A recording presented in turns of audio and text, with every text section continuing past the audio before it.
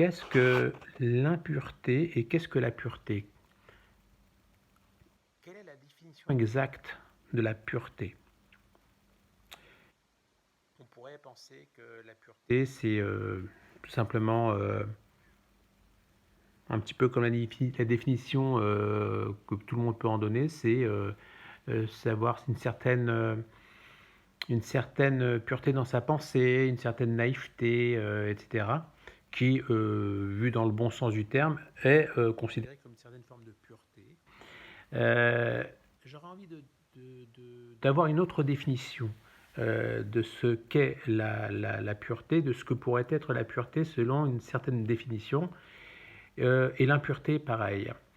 Et si on imaginait, si on pouvait imaginer que la pureté, c'est plus quelque chose qui soit dans l'ouverture, dans la transcendance, et si on pouvait imaginer également que, donc, que l'impureté, c'est plus lié à l'enfermement.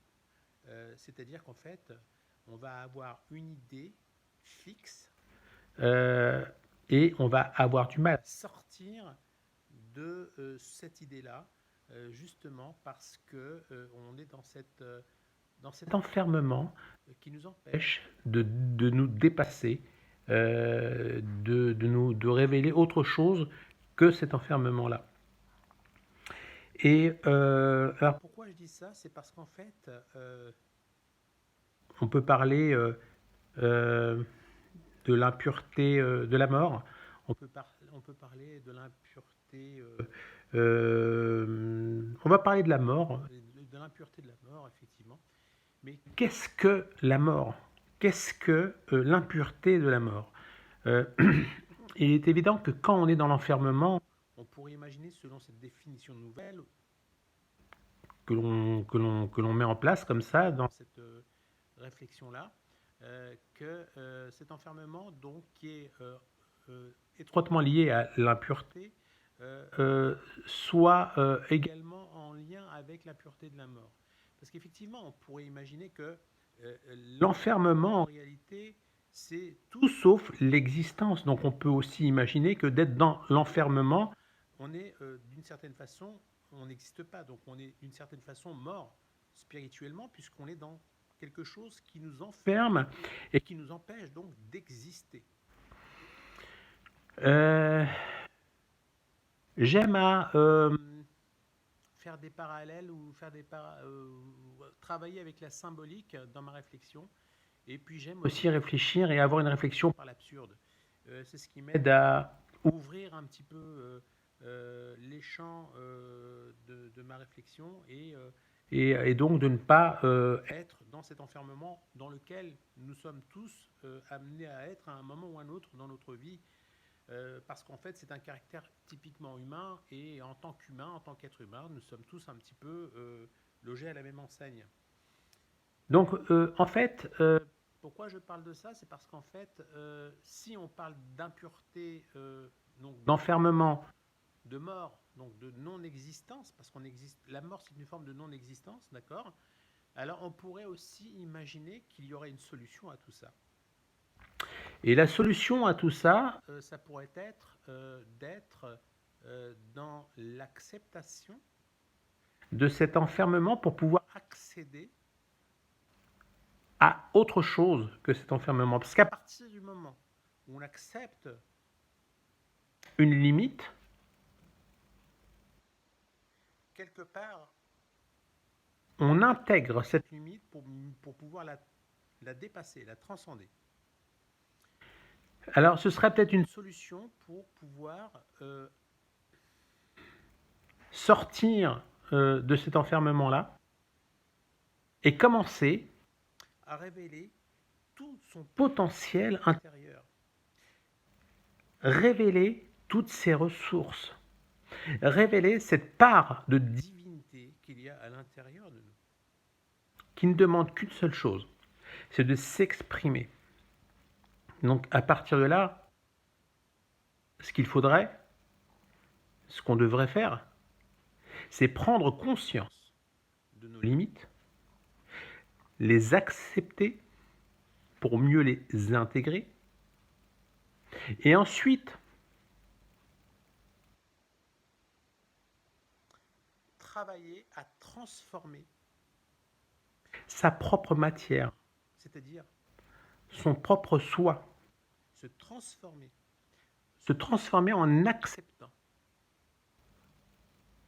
que tout est possible, en intégrant que tout est possible.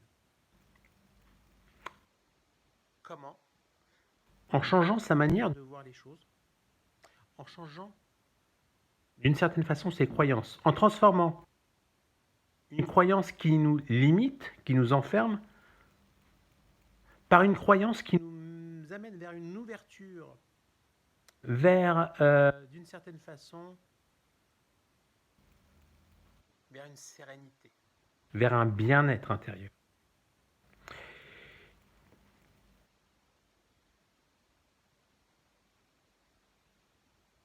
Ce qui m'a poussé à faire à avoir cette réflexion-là, en fait, c'est les lois qui ne sont pas explicables, qui n'ont aucune logique, et que l'on doit pourtant faire.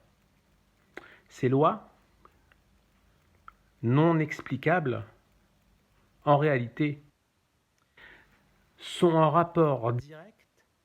En fait, c'est comme un fil conducteur qui nous permettrait de sortir de cet enfermement-là, de cette logique enfermante.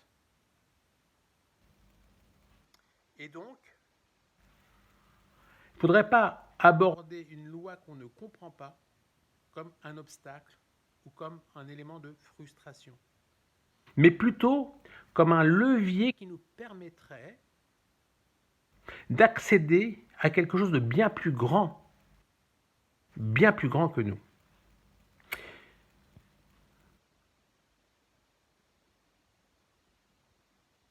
Et si on y arrivait, peut-être qu'on pourrait accéder